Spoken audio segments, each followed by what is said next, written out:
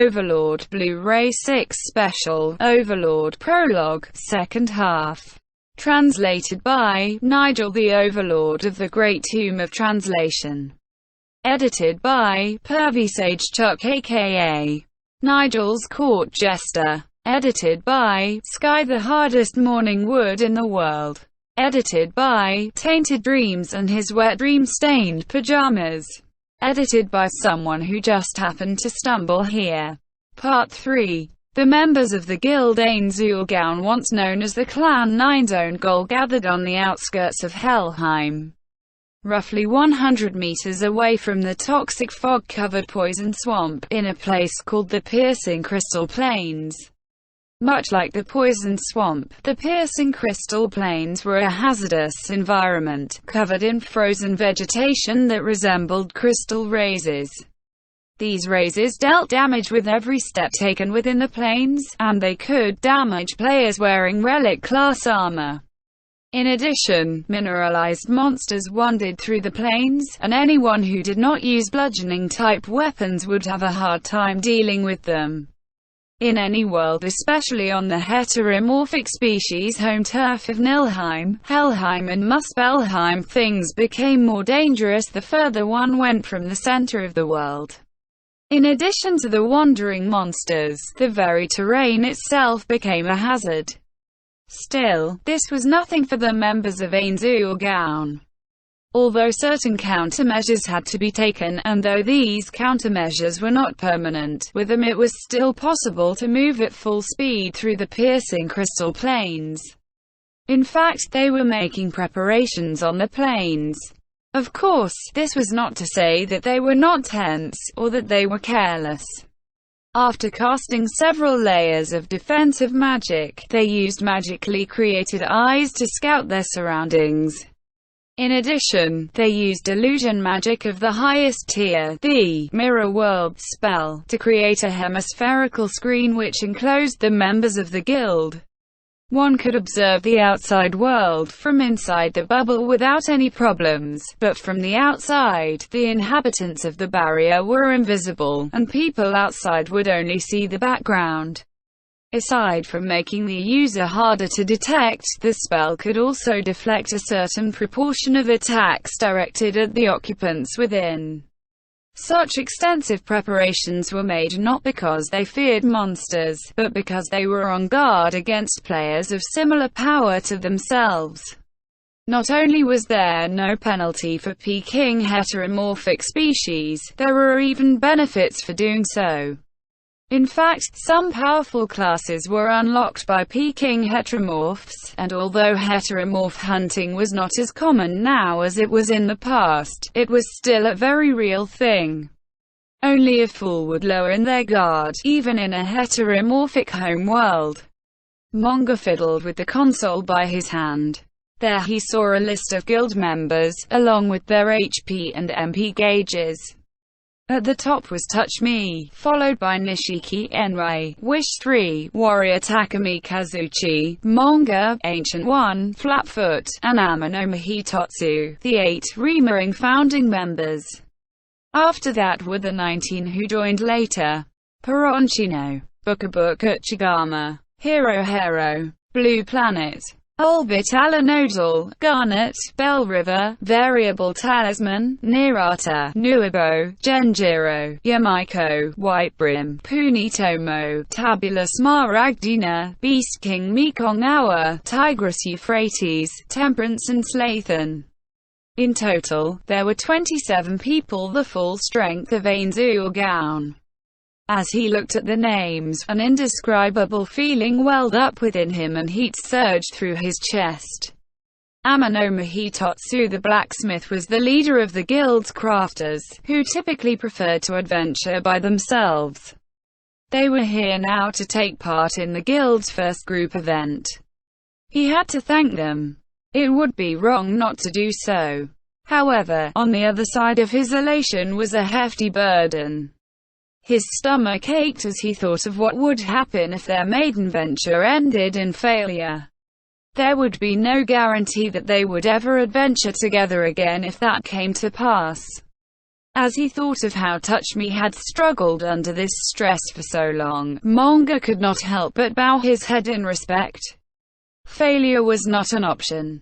Manga quietly took several deep breaths, cleared the screen away, forced himself to get it together and then approached one of the guild members. "Nuibo-san, how are things going?" It's fine. For now, I can say nobody's spying on us through magical means." This conclusion came from Nuibo, who built his character as a divination specialist. He was also known as the Eyes of Nine's own goal. His words guaranteed that there was no magical surveillance observing them. It would have taken an infiltrator of unprecedented ability to hide from his eyes. Also, there's nobody spying on us via physical means, Manga-san. That report came from Flatfoot and Nishiki Enrai, who had gone to reconnoiter the surroundings. Though the assassin and ninja duo were not as good as pure scouting-type characters, no stealth-specialized character had evaded their eyes so far. After taking their feedback into consideration, he could be certain that nobody was paying attention to this place. Manga looked around. A lot of the people here had frightening appearances. The way they sat around the place looked like some sort of dark cabal conducting an evil ritual.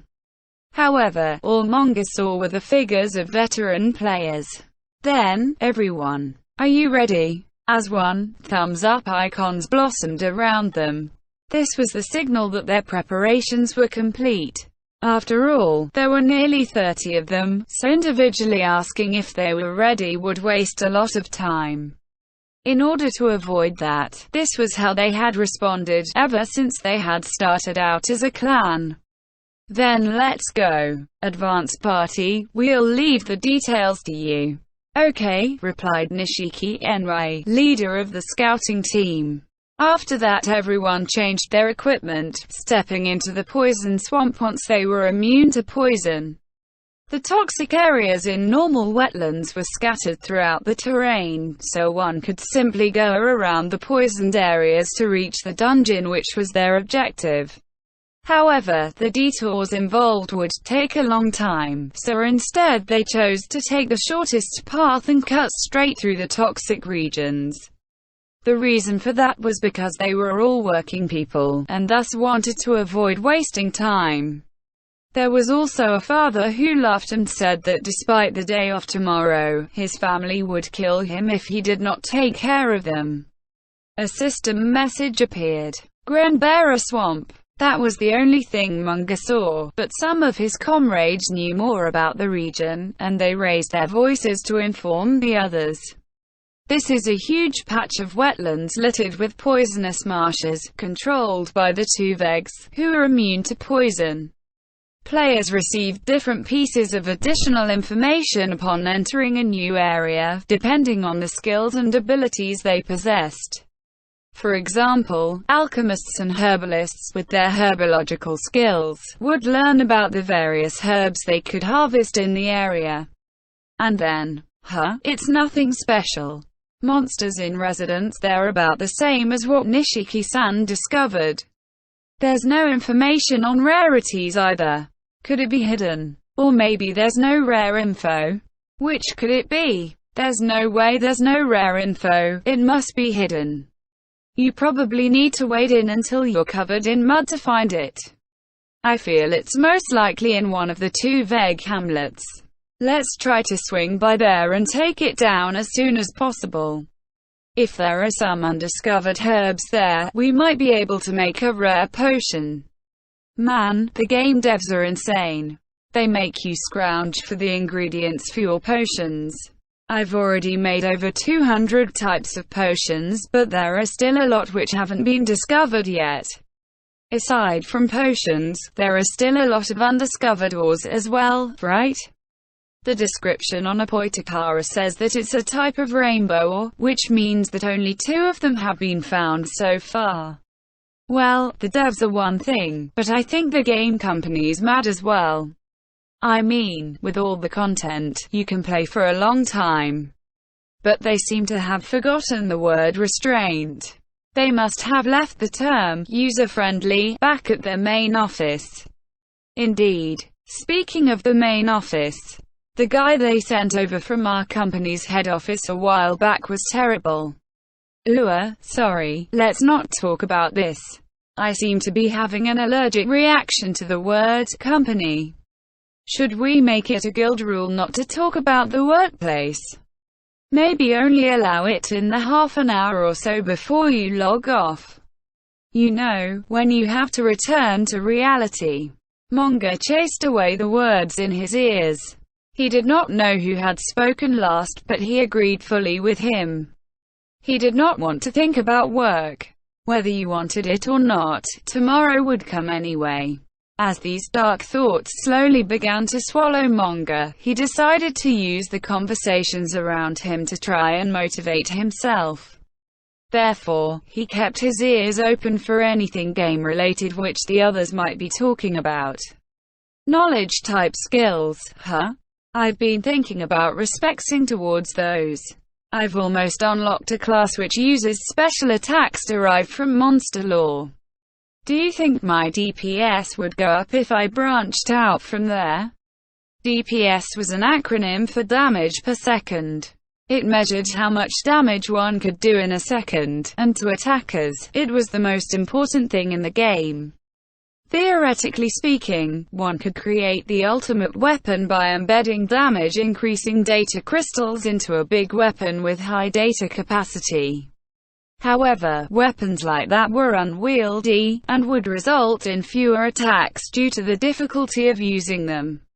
As a result, the wielder's overall DPS would go down. No right-thinking attacker would even think of using a weapon like that. In addition, as monsters went up in level, they gained all sorts of special abilities. At this level, they could greatly decrease any damage done to them. Therefore, it was quite common to require weapons made of special materials or with the appropriate elements to bypass these abilities. But that would mean you wouldn't be as focused on attack power as you are now, right? I'm thinking I could make up for it with an elemental weapon. That's not a bad idea, but then you'd really need those divine class items, right? Wouldn't that be difficult? Is that so? Well, it can't be helped. I wanted to experiment a little, but it's too troublesome. If one could make a second character in Yggdrasil, this sort of complaint would not exist. However, that was impossible in games like these. Experimenting with different classes was only possible by dying and losing levels. Even if it was easier to gain levels in this game as compared to other DMMOs, it was still a time-consuming process. One would not go to that kind of trouble just to fool around. Manga often longed for a second character himself. He had heard people complain about how unfair it was that one could not make another character in this game, and he personally agreed with them. If he could, he would like to be a warrior, like Touch Me. Although it was said that the warrior classes were limited by one's real-world reflexes, that restriction only came into play during duels between top-class warriors. It was not a deciding factor during normal play. Touch-san gave himself a scarf, but I think I'd like a big, flowy red cape. My sword would have to be huge, just like warrior Takumi Kazuchi-san's. I could swing it around stylishly. Incidentally, Manga had learned the warrior transformation spell, but it was not very useful, and so he had almost no chance to use it. In a party, each person divided the workload among themselves and did their part in order to achieve victory for the team. In order to do that, they had to excel at their assigned function. Manga was a backliner, and when he went adventuring in a party, he was obliged to use magic that made a meaningful contribution to the group. If he could not do that, then there was no point in playing in a group. That being the case, if he were traveling alone, if he were playing solo, there was a good chance he could bring it into play. However, Manga looked to his guildmates quietly advancing through the poison swamp. He watched his friends chat as they walked, flitting from topic to topic. He was suddenly lost in a memory of loneliness. When the guild had still been a clan, although it had been a clan until recently, the only members had been working folk, oddly enough, and they had gathered to meet at night. While some of them had unusual jobs and thus kept odd hours, book at Chigama the Seiyu being a prime example, for the most part, nobody would be online during the day. Manga would return straight home after work, log on AEAD of everyone else, and then he would summon undead to protect himself and hire NPC mercenaries to hunt monsters. So technically speaking, he was used to playing alone. However, he never felt lonely, because he was certain that someone else would log on. But if they were not around, if nobody logged on anymore, what would he do? Should he quit this guild and join a new one? Or should he recruit new members? He disliked both options. It was not as though he was afraid of strangers. After all, he could get along normally with the people in his company, although they probably thought he was antisocial because he did not go drinking with them. Still, he disliked having to make that choice. This opinion was not born of logic, but his emotions. Therefore, he could not bring himself to accept those options. What's wrong, Manga-san? Are you low on nanomachines? Hero was beside him. My nanomachines are fine. I topped them off before going online. Really? That's good then. This may take a long time, although I'm not sure if that'll be the case, but it would be a good idea to make sure you're topped off before entering the dungeon. It would be bad if you were forcibly ejected at a critical moment. I've a friend in real life who was playing a different game. He was kicked out of the game during a guild ranking battle, and by the time he came back, his guild had lost and they reamed him out for it. And it wasn't even his fault that they lost. That's pretty scary. I know our guild won't be like that, but there are guilds like that out there. You know, the try-hard types. I hate those picky guilds. Games are meant to be played, after all. Oh, what's this? You look pretty suspicious, comrade. The type that Tudge-san would arrest. That's mean, saying I'm suspicious. Manga smiled bitterly. I'm just a guild master wondering about how we're going to breach the dungeon soon, and it made me feel a little melancholy. Ha. Seems you're worrying right from the start. However, if we manage to find data crystals loaded with rare data or artifacts, it'll be worth it. Well, if you ask me, being able to actually clear an unknown dungeon in one shot would be a greater treasure than any of those. Exactly. It'll be an unforgettable memory.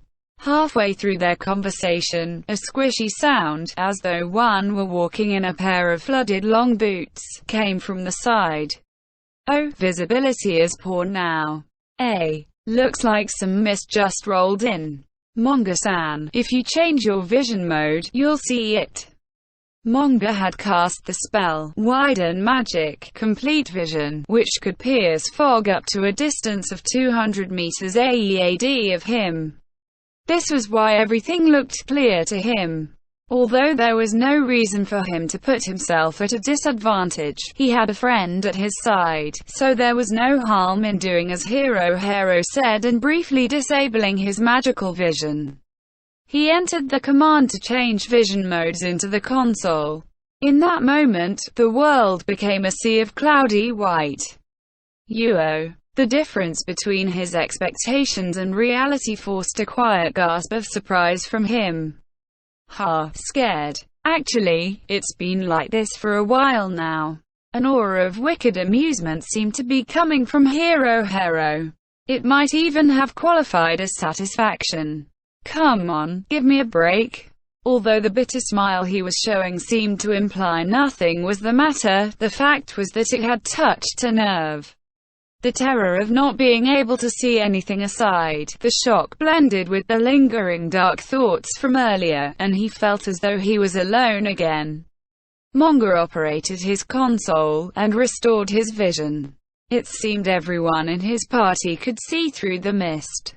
Or rather, that was to be expected. They had been through all sorts of adventures to get to their current levels, so everyone had already made the necessary preparations for this endeavor.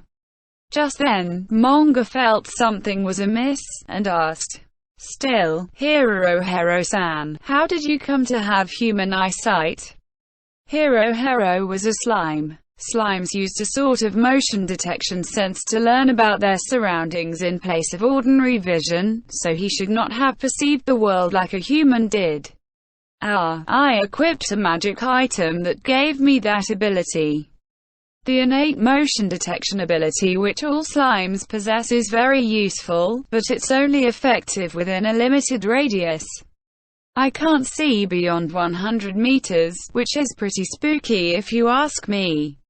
I'd be in trouble if someone attacked me from outside that range, so I decided to give myself something to let me see normally. Any advantage comes with a weakness. It's how this game works. The good balances out the bad.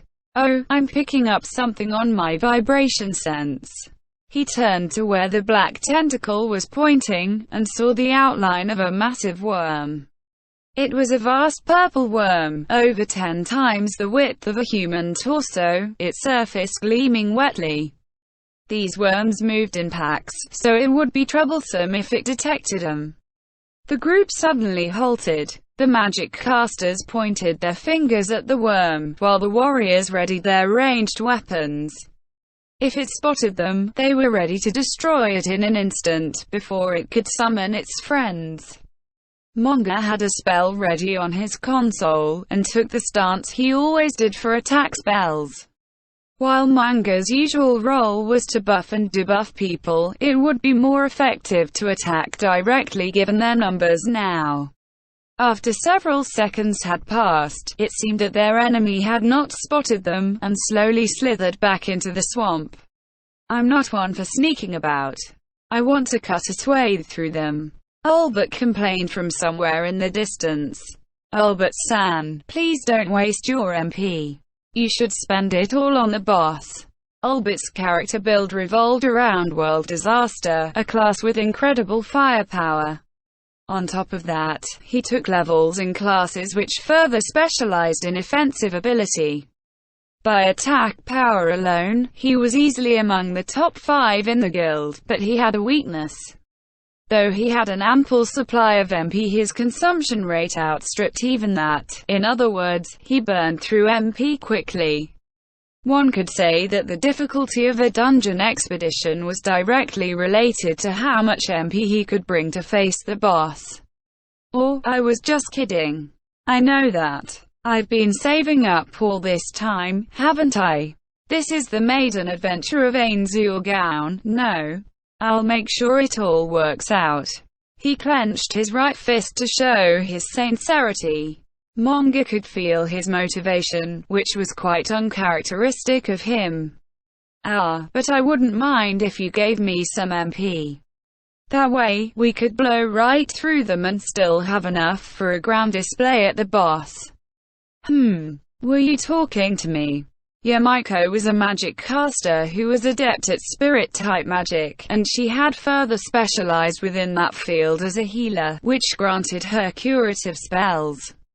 If it was her, she could transfer MP to another person via the appropriate spell. It's not a bad idea, actually. Do you mind if I do it when the time comes? I can use staves and wands for healing anyway. I don't trust wands and staves for healing during a boss battle, and besides, you run out of juice fast, Yamiko. If you want to transfer MP, I'd rather you get it from someone else. Yamiko's role in one sentence was that of a defensive healer. With her innate defenses and regeneration, combined with a build which emphasized those two qualities, she could even serve as a tank of sorts. Even when surrounded by the enemy, she could still heal her allies. That said, being able to off-tank was a far cry from being able to main tank. Her weapon of choice, a huge gauntlet, could not do much damage.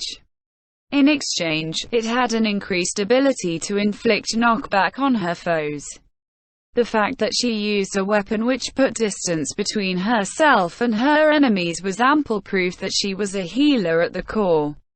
In this sense, she had two weaknesses. The first was that she did not have much MP. Of course, she had more than enough for general healing, but it was insufficient when one factored in the need to cast buff spells and other things. The other weakness was that her attack power was very low, in exchange for improved regeneration. With these in mind, she could be said to be the final defensive line of the group. Her role was to off-tank if the battle line started to crumble, heal everyone's wounds and revive dying comrades.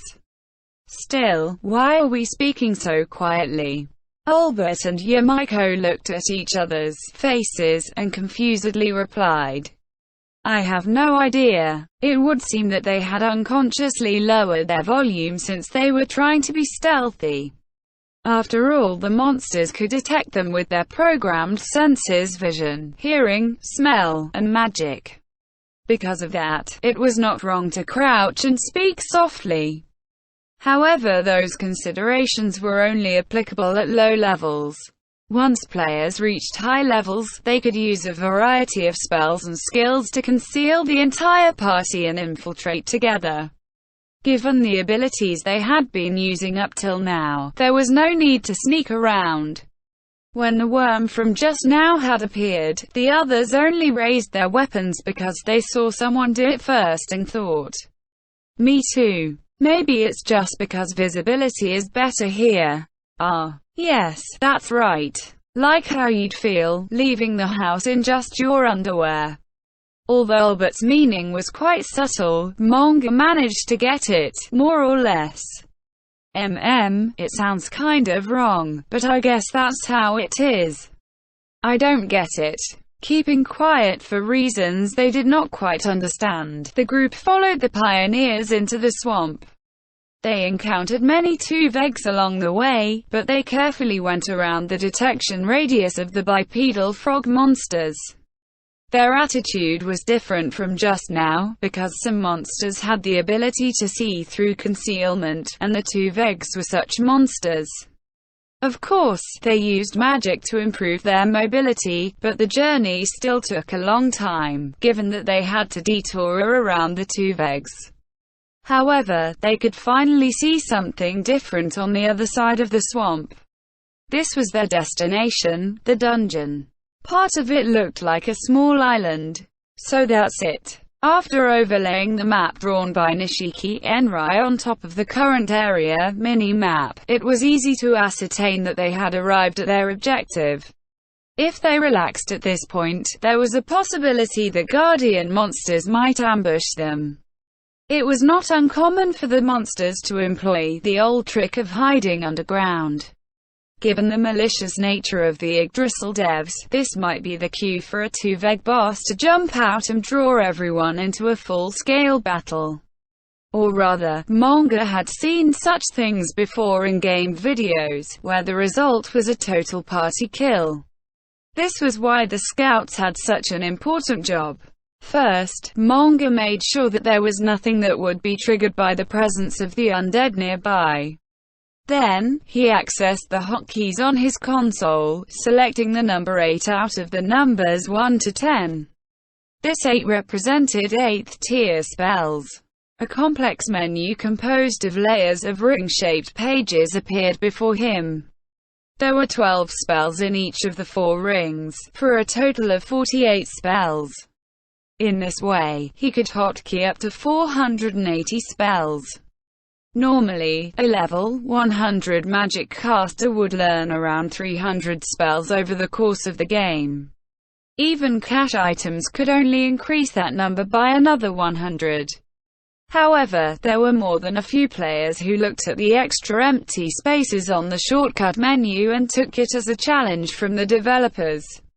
The ability to skillfully navigate these menus, fully understanding and memorizing the effects and proper application of each spell was one of the biggest factors in one's ability as a magic caster. Just as warriors were affected by their real-life reflexes, magic-using classes relied heavily on their memory. Manga fluidly navigated the menus. Although he would not browse his spells so leisurely in combat, he had the luxury of taking his time for now. As he went through the pages of spells by rote, he recalled the order in which the spells were arranged, an order which he had forced himself to memorize. He tapped the fourth ring, the outermost one. Out of the ring of 12 spells that became larger than the others, he tapped on one of them. Remote viewing. There was no need to tap any other hotkeys, given that he was not planning to apply any meta-magic enhancements to the spell. As the spell was cast, an arcane eye magic sensor appeared. There were other members of the guild who had already released similar sensory organs, so there was no need for Manga to do that. Still, Manga was the best undead detector in the guild, so just in case, he deftly manipulated the arcane sensor and sent it toward the small island. His right hand held the control stick for the sensor's movements, while he used his left hand to direct the sensor's field of view. Missing a huge chunk of one's visual field was frightening, to say the least, but it was fine now, because he had trustworthy allies nearby. The wall which separated the island from the swamp was overgrown with moss and broken in many places, and could no longer serve its purpose as a barrier. One could see the inside through the gaps. There were remains there, the remains of a tomb. The destruction was thorough, even the tombstones had been smashed. There seemed to be something like a mausoleum in the middle, but it was beginning to collapse. There was a shrine of some sort as well, but it was little more than a ruin. Not even monsters could hide within it. At a glance, there was nothing else which was suspicious. Still, after viewing this scene, Manga seemed even more tense than before. In games, tombs would almost certainly be inhabited by undead creatures. Yggdrasil was no exception, which was why Manga had cast this spell. If there were any undead in there, he would definitely find them. With that resolve stealing his movements, he turned the control stick, sending the arcane eye in a full orbit of the small island. However, there were no undead reactions. No sign of monsters. No sign of incorporeal beings either. Same here. No signs of moving objects above or below ground. No undead reactions either. Do you think a boss is going to pop out? Or a trap? Multiple summoning type traps at once are hard to deal with. In any case, I've used my trump card once already, out of 4 times a day. At the very least, there are no magical traps here. The other guild members had already examined the island in their own ways, and the reports slowly filtered in. They paused for a moment to look at each other, and then began heading out for the small island. The rearguard team remained on alert, keeping an appropriate distance from the delving team in case something should happen. So this is the sort of dungeon where the real fight starts after we step into that broken-down old building? No, it should be once we pass through the mausoleum and enter the underground, right? After all, we're still quite close to the swamp. Well, that's pretty meta. In any case, keep your senses away from the building so you don't trip any flags. After we set foot on the island, it'll be a different matter. Then, Manga-san, please do the honors. Well then. The moment he set foot on the ground from the swamp, text appeared in his field of view, just like when he had entered the swamp. However, this time, beside the words Great Tomb of Nazarick was an icon which indicated an unexplored dungeon. Nazarick, huh? I wonder which mythology it came from. No, I've never heard of this before. The prompt answer came from Tabula Smaragdina, part of the rear guard. They were steadily catching up with the advance party, and establishing a formation against possible enemy attack.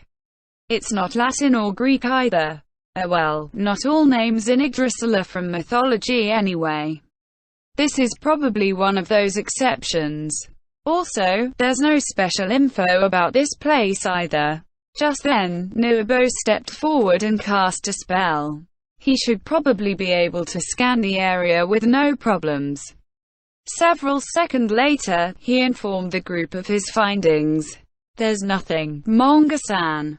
I sent my arcane eye into the central mausoleum, but there were no contacts on the enemy sonar. In other words, this is a safe area, then. Still, those shitty devs built this place. There might be some sort of timed effect waiting for us. Many people indicated their approval of the scathing criticism. Most players thought poorly of the Yggdrasil devs. Scouting party, is everything alright? If it is, then I believe the dungeon is in the basement of that building. Then, shouldn't we change our team lineups for dungeon exploration? I'll make a shelter for us, then. Blue Planet the Druid raised his shovel in response to the suggestion from Punitomo, the strategist. Then, he cast the 10th tier divine spell, Nature's Shelter, and everyone entered the bunker which had sprung forth from the earth. The massive doors swung open easily. The roof of the vast chamber they entered was just like the outside, the sky spreading endlessly above them. I've been thinking about this for a while. It looks like anyone could see everything inside from above, and it kind of unsettles me. True, I mean, even though they say it's so you'll know if the enemy is above you or something, I'm still uneasy about it. Still, I heard this thing can remain standing after taking a hit from super tier magic. Ah, that's not true. I've seen a video, it's been breached by a Sword of Damocles before. That's an orbital weapon, right? But isn't that an exception to the rule? After all, it's super tier magic designed to target structures. Bit unfair to use it as a comparison, right? Shouldn't you compare it to other super tier spells? All right. Everyone, your attention please. The idle chatter died down in the wake of Punitomo's voice. We will now begin assigning parties for the dungeon expedition. In response to this, Tabula Smaragdina put up his hand in opposition. Hang on. Don't you think it's a little early for that? I think we should stay in our current movement parties and go as deep as possible before changing up. If we break up now, we'll need to dispel our whole party spells. In addition, we should be able to go through the dungeon in this state, with only a little more trouble with the mid-bosses, right? That's certainly possible, but shouldn't we be more careful? Besides, there's a pretty good chance those shitty devs will spring a raid boss on us. The other guild members began discussing the matter with each other, as though Punitomo and Tabula Smaragdina had given them the cue to start talking. However, Manga, who had stopped to think early on, felt that he could combine their ideas, despite the differences in the details. And then Punitomo, who knew that this would end up going nowhere, turned to look straight at Manga. What do you think, Manga-san? Should we change party composition before we enter the dungeon, or go in and take things one step at a time? This was one hell of a curveball. Neither side was absolutely correct, and there were pros and cons to both courses of action. In all likelihood, everyone would agree with whichever option he went with. However, he was uncomfortable enough even when he thought of picking the right course of action. The very idea of choosing wrongly made his stomach start to ache and the burden on his shoulders felt even heavier. This was the burden a guildmaster had to bear, and personally, Manga would prefer to decline on deciding for them. However, that would not be possible. Manga turned the matter over and over in his mind. At this point, Touch Me the clan leader would have eagerly led everyone forward. So, should Manga the guild leader imitate him? However, Manga's chest ached. The last time that happened, there was an argument, which resulted in a person leaving. Although Manga deeply respected Touch Me's leadership, that memory stuck in his craw. Or no, for all he knew, that incident weighed heavily on Touch Me as well. That might have been why he abdicated his position as leader, and put forward a successor with a different personality from his own. If that was the case, then manga should not do as Touch Me would have done. Then, we'll go by majority vote. Everyone, those in favor of changing parties please come to my right, and those in favor of carrying on without any changes please proceed to my left. After some quiet discussion, everyone moved toward their respective sides. Manga counted their numbers, and came to a conclusion. It seems there's more people who want to move on. Then let's go. Also, everyone, I wish to use majority vote as the standard procedure for resolving guild-wide problems like these. If a tie results, we'll have the suggestors play rock, scissors, paper. Though that might be difficult for some of us here, so maybe some other form of tiebreaker might be better. In any event, I would like to settle disputes in this way. Does anyone have any objections, or a better idea? Nobody spoke up. Was it because they had no objections, or was it because they felt uncomfortable about voicing their thoughts? Things like this happened at work as well. When asked, "What do you think?" few people would speak up. Sometimes, the reason for their silence was not because they had nothing to say, but because they were afraid that voicing their opinions would lead to them being put in charge of any courses of action born from those words. Or because they were afraid of having their ideas rejected, and so on. Manga would need to speak with people in private after these meetings, and made a mental note in his mind. Then, everyone, let's make a move. After indicating their acknowledgement, everyone headed outside. Although the losing side might be dissatisfied, nobody would throw a childish tantrum in the face of a majority decision. One could say that it was expected of adults. No, that was not quite right. There were many kinds of adults as well. Manga knew of adults who had never really grown up, like children. The fact that none of them could be found here was due to Touch Me's good judgment in picking friends. At this moment, Manga was once more keenly aware of the gravity of a guildmaster's position. And then, Manga heard a conversation which dispelled his unease. "Oh man, I thought you were one of us, Flatfoot-san. Nah, I like them flat, but not necessarily lowlies. You're one to talk, naming your weapon Surin-Petten. Or are you referring to something else? Could it be you like men's chests, Flatfoot-san? TL note, smooth and shiny flat chest. Men's chests. Am I wrong? Don't you like them flat? If that's the case, then men's chests would be. Are you a homo? Peroncino." Manga suppressed the urge to yell at him. His introspection from earlier was nowhere to be found.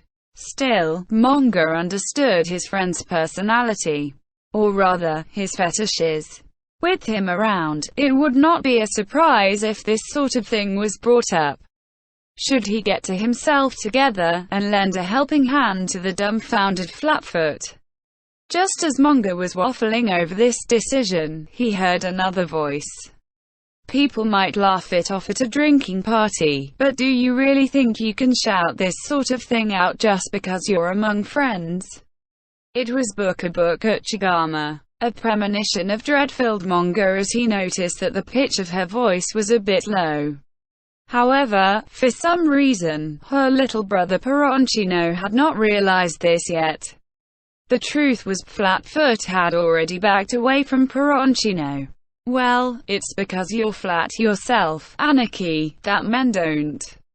Oi! That cold voice carried a hint of impending doom, like a guillotine blade slicing down. "Oi, brat. Do you want me to tell everyone about what you did when you were 12? I'm very sorry for what I said. Hey, did I give you permission to shut up? Did that sound like a joke to you? Ha, you'd better." Sensing that something terrible was about to happen, Manga hurriedly interposed himself between the two of them, forcing them apart with his body. Chigama-san, calm down a little, please. Our Manga-san." Buka Uchigama's voice seemed to have reverted back to normal, but the flames of her wrath were not completely extinguished yet. This was probably a small respite at best, so manga quickly continued. Well, we'll be heading into the dungeon soon. I think it would be best if you let go of your anger, right? After seeing manga pleading with his palms pressed together, Uchigama presumably relaxed her shoulders. That's right. It's not that I don't understand how you feel, Uchigama-san, but this is probably for the best. Thank you. With that, Flatfoot came to Manga's side and put his hands together as well. Now that the two of them had spoken up, Uchigama had a hard time getting mad. Therefore, she sighed in an exaggerated way. There's no need for you two to apologize since you did nothing wrong. I'm the one who should be apologizing. I can't believe I let that dummy get under my skin. Sorry about that. With that, she turned her face presumably toward Peroncino. Oi, dumbass brother of mine. Remember this well, mind your manners, even if you get along with people. Especially when you crack your dirty jokes. Don't embarrass me just because you get excited around friends. Got it? Yes. Shouldn't you be thanking Manga-san and Flatfoot-san? Thank you, guys. Sorry about that, I think I got a bit carried away. Peroncino's words were devoid of energy. His subdued, obedient way of speaking made him sound like a dog which had been hit by a shock baton. After hearing her brother's apology, Uchigama left the bunker. Of the three people watching her leave, Flatfoot was the first to break the silence. Your big sis is scary. Super scary. Scarier than my department chief. She really knows how to change her voice. She's not a bad person. And I don't know if it's because she's a seiyuu, but she has a really powerful voice. Its impact is even greater in Yggdrasil, since our faces don't move in the game. You sure are tough, Manga-san. Flatfoot placed his hand over his heart. There was no heartbeat for him to feel, but it had affected him there. Manga fully understood what he meant by that. Games like Yggdrasil MMORPGs were all very realistic. As a result, it was not at all unusual to feel that this was reality. Of course, the fact that expressions did not change, or because there was no sense of taste and so on, were handy indicators that this was still a game world. I'm not that tough. Still, I felt like I was standing in front of a scary boss. The two of them chuckled quietly. Manga smiled though his face did not move and then urged the other two onward. Alright, let's move out. We're the only ones left.